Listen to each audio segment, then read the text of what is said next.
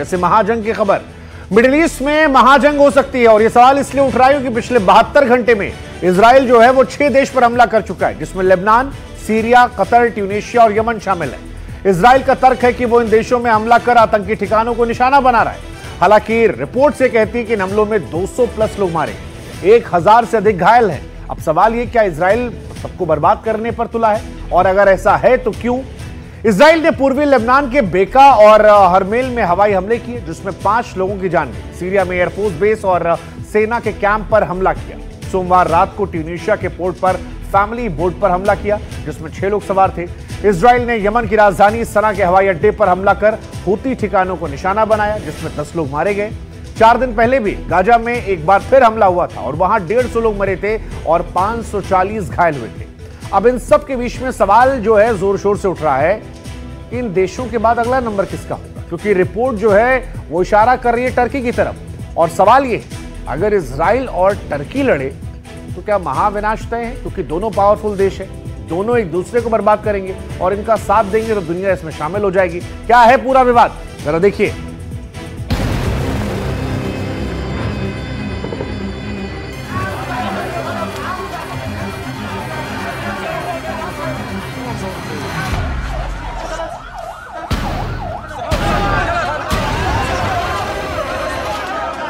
I say to Qatar and all nations who harbor terrorists, you either expel them or you bring them to justice. Because if you don't, we will. Netanyahu ने खाई सबसे बड़ी कसम।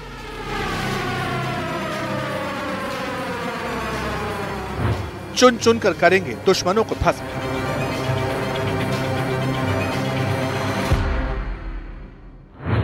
ना Houthi बचेगा, ना Hezbollah और Hamas.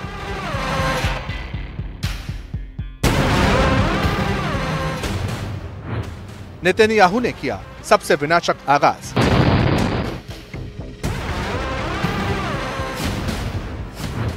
बहत्तर घंटे में 6 देशों पर हमला।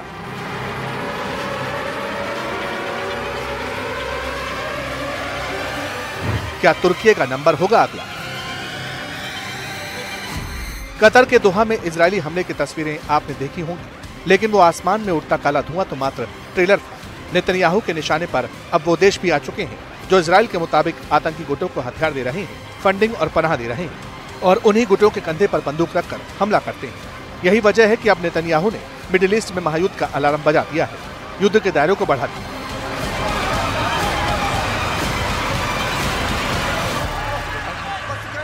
इन तस्वीरों से साफ है कि जंग का नया फ्रंट खुल चुका है, क्योंकि इजराइल ने कतर में हमास नेताओं को निशाना बनाकर, यमन में हूती लड़ाकों पर हमला कर और लेबनान में हिजबुल्लाह को टारगेट कर साफ संदेश दिया है कि अगर इजराइल की तरफ आंख उठाकर देखोगे तो चाहे जो हो जाए, दुनिया के किसी कोने में हो, किसी भी देश में हो, छोड़ेंगे नहीं। I say to Qatar and all nations who harbor terrorists, you either expel them or you bring them to justice. Because if you don't, we will. वहीं मिडिल ईस्ट में बिछती इस जंग की बिसात को लेकर हिजबुल्लाह ने अरब देशों को बड़ी चेतावनी दी।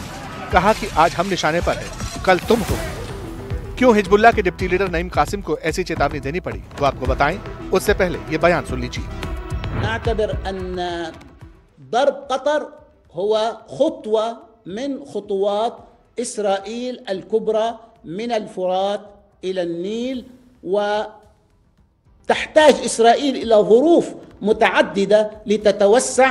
يمكن أن نسمع في يوم من الأيام أنها ضربت في السعودية أو ضربت في الإمارات أو ضربت في أي مكان، كما تستمر اليوم في الضرب في لبنان وسوريا، فضلا عما يحصل في فلسطين المحتلة. هي التي ظللتنا والعدوان الذي حصل على। दरअसल खाड़ी देशों को हिजबुल्लाह की ये चेतावनी इसलिए है क्योंकि कतर के दोहा में हमला कर इजराइल ने सबको चौंका दिया। इसकी सबसे बड़ी वजह है कि मिडिल ईस्ट में कतर अब तक शांतिदूत की भूमिका में था, मीडिएटर था। किसी ने सोचा भी नहीं था कि इजराइल कतर में हमास नेताओं को निशाना बना सकता है, लेकिन इजराइल ने ऐसा कर दिया।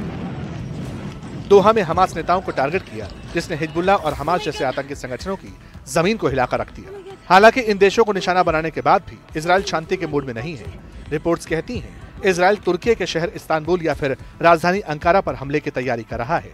खबर है कि तुर्की में हमास के संगठनों पर एयर स्ट्राइक हो सकती है। इसके लिए बाकायदा इजरायली वायुसेना ने ब्लूप्रिंट भी तैयार कर लिया है। इजरायली मीडिया में भी इस बात की चर्चा है कि इजराइल का अगला टारगेट तुर्की हो सकता है।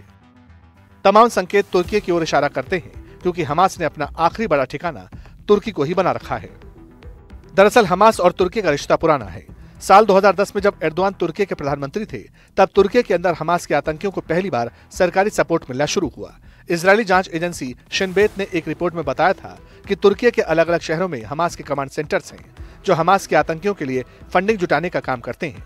साल 2020 में इजराइल ने कुछ हमास आतंकियों को पकड़ा था, जिनसे तुर्की में बने फर्जी पासपोर्ट और नागरिक पहचान पत्र मिले थे। साफ है कि हमास नेताओं के तुर्की से यही कनेक्शन वजह है कि अब इजराइल का अगला टारगेट तुर्की हो सकता है।